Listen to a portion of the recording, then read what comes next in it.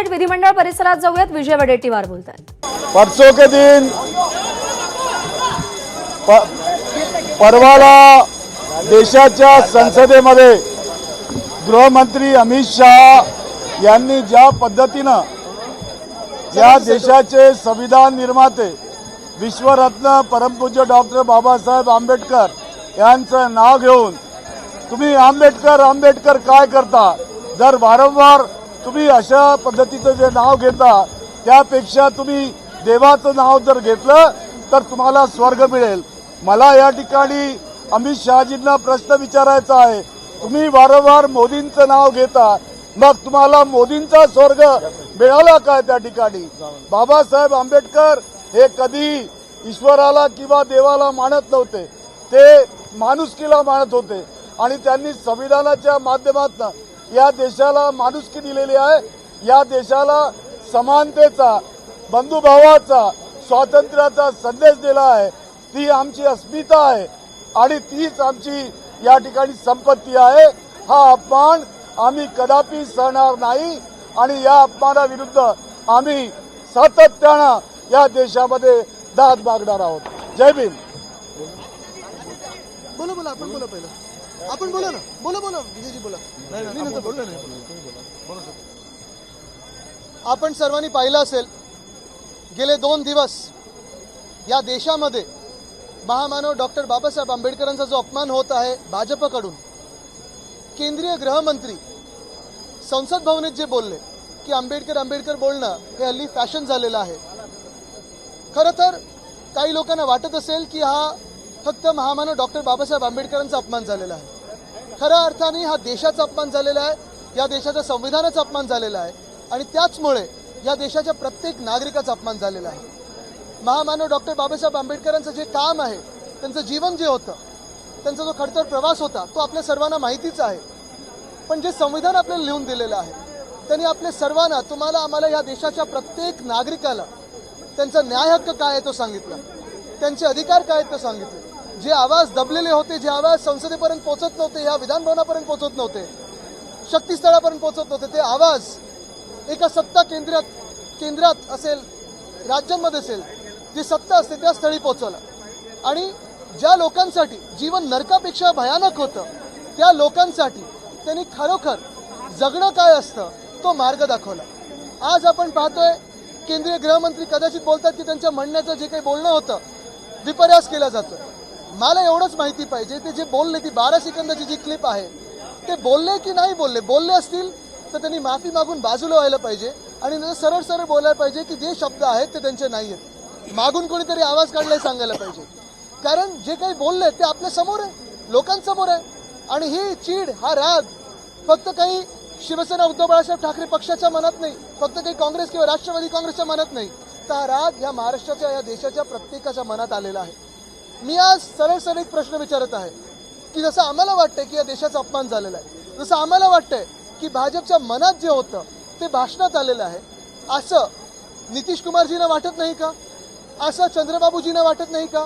असं रामदास आठवलेजींना वाटत नाही का?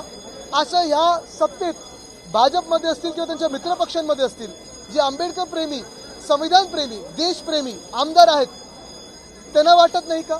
जर त्यांना वाटत असेल तर त्यांनी देखील आमच्यासोबत सामील व्हायला पाहिजे आणि रस्त्यावर उतरून आंदोलन केलं पाहिजे. आज हा देश पाहत आहे की भाजपच्या मनात जे विष आहे, संविधानाबद्दल असेल, आपल्या न्याय हक्काबद्दल असेल, या देशाबद्दल असेल, ते जे गृहमंत्र्यांच्या भाषणातून बाहेर आलं, भाजप याच्यावर काही भूमिका घेणार आहे की नाही हे देश बघत आहे. पहिला येऊन जाऊ दे. विश्वमानव परमपूज्य डॉक्टर बाबासाहेब आंबेडकरांचा अपमान संसदेमध्ये ज्या पद्धतीनं या देशाच्या गृहमंत्र्यांनी केला, भारतीय जनता पक्षाने केलाय. खरं तर या देशातील करोडो लोकांचा देवच बाबासाहेब आंबेडकर आहे, ज्यांच्या अधिकाराला कधी अधिकार क्षेत्र माहीत नव्हतं, ज्यांना माणुसकी माहीत नव्हती, ज्यांना मानवता माहिती नव्हती, त्या माणसाला माणूस बनवण्याचं काम बाबासाहेब आंबेडकरांनी केलं. कोणी देवळातला देव शोधलाय, पण बाबासाहेबांनी मात्र माणसातला देव शोधलाय. हे महान असे महामानव, या महामानवाचा अपमान ज्यांनी असंख्य करोडो लाखो लोकांना जगण्याचा अधिकार दिला, ज्यांच्या घरात सूर्यप्रकाश नव्हता त्यांना प्रकाश देण्याचं काम केलं, ज्यांच्या घरात अंधार होता त्यांना उजेड देण्याचं काम केलं, अशा महामानवाचा अपमान कधी सहन करू शकणार नाही, कोणी सहन करू शकणार नाही. म्हणून आज आम्ही निषेध करून जर असं वक्तव्य केलं असेल तर या देशाच्या गृहमंत्र्यांनी ते माफी मागावी किंवा त्यांनी म्हणावं की आम्ही मागून कोणी बोलले पुढून कोणी बोलले, परंतु हा अपमान बाबासाहेबांचा म्हणजे या देशातील दीन दलित ओबीसी बहुजन असंख्य करोडो लोकांचा अपमान आहे. तो अपमान आम्ही सहन करू शकत नाही. म्हणून आज आम्ही निषेध मोर्चा केलाय आणि निषेध करतो आहोत. 2 दिन पहले इस देश में और देश के संसद भवन में एक दुर्भाग्यपूर्ण घटना घटी। हमारे केंद्र के गृह मंत्री अमित शाह जी ने जो महामानव डॉक्टर बाबा साहेब अम्बेडकर का अपमान किया उनके भाषण के माध्यम से, ये हम सभी को चोट पहुंची है, दर्द पहुंचा है। शायद किसी को लगता होगा कि एक विशिष्ट जाति को या धर्म को ऐसे लगता होगा दर्द कुछ हुआ होगा, लेकिन इस देश में हर जाति के हर धर्म के इंसान को अधिकार दिए हैं, नागरिकों को जो आवाज़ दी है, जो हक दिए हैं, जो न्याय दिया है, वो महामानव डॉक्टर बाबा साहब अम्बेडकर के संविधान ने दिया है। हम सारे लोग यही मानते हैं कि ऐसे मानव, ऐसे महामानव भगवान से कम नहीं बल्कि भगवान ही है। अमित शाह जी ने जो कहा था कि अगर भगवान का नाम लेते तो स्वर्ग पाते, हम सभी लोग भगवान का नाम लेते ही है, भगवान का पूजन करते हैं, नमन करते ही है, लेकिन हम वैसे ही छत्रपति शिवाजी महाराज और डॉक्टर बाबा साहब अम्बेडकर को भी भगवान मानते हैं, उनका भी पूजन करते हैं, उनके सामने भी नतमस्तक होते हैं। वो इसीलिए है क्योंकि छत्रपति शिवराय ने हमें स्वराज्य क्या है बताया और महामानव डॉक्टर बाबा साहब अम्बेडकर ने हमें इंसान की तरह जीना कैसे है ये बताया।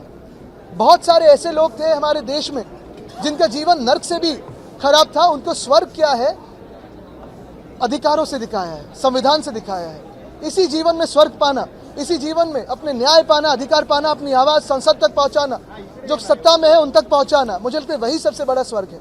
सत्यमेव जयते इसको कह पाना, इसे भी स्वर्ग मानते हैं। न्याय प्राप्त करता इसे भी स्वर्ग पाते हैं, इसे भी स्वर्ग मानते हैं। और यही बात है कि भाजपा के मन में जो था, जो घृणा डॉक्टर बाबा साहब अम्बेडकर के प्रति थी, जो घृणा इस देश के संविधान के प्रति थी, वो भाजपा के मन की घृणा आज उनके भाषण के माध्यम से देश के सामने आई है। उसी के विरोध में हम यहाँ आंदोलन कर रहे हैं, लेकिन सिर्फ हम नहीं कर रहे।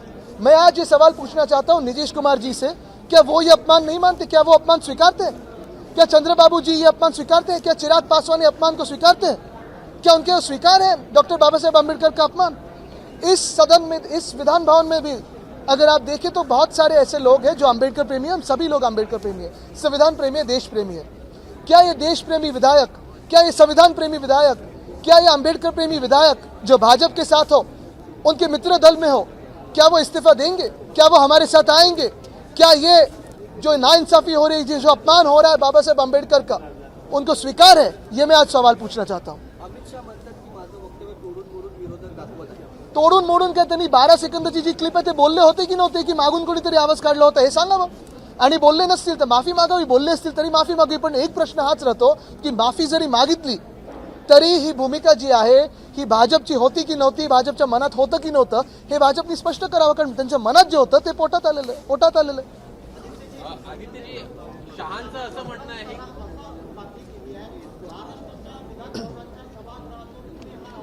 मी तुम्हाला एवढंच सांगत आहे की चंद्रबाबूजी, चिराग पासवान, नितीश कुमारजी, आठवले साहेब काय करणार ह्याच्यावर आमचे तर लक्ष आहेत, कारण ते सत्तेत आहेत, आमचं सगळं लक्ष त्यांच्याकडे।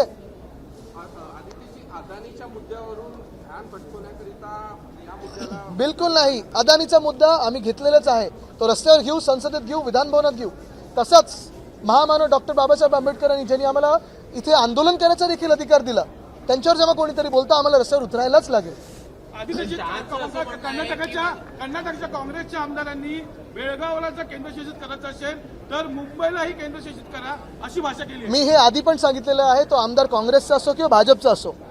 मुख्य गोष्ट ही आहे, खरं तर वाद कुठच्याही पक्षात नसायला पाहिजे, पण जे काही दोन्ही सरकार, मग वारंवार भाजपचं सरकार असेल किंवा काँग्रेसचं सरकार असेल, तिकडचं कर्नाटकाचं बेळगावमध्ये मराठी माणसावर जो अन्याय करत आहे त्याच्या विरोधात आम्ही बोलत राहणार।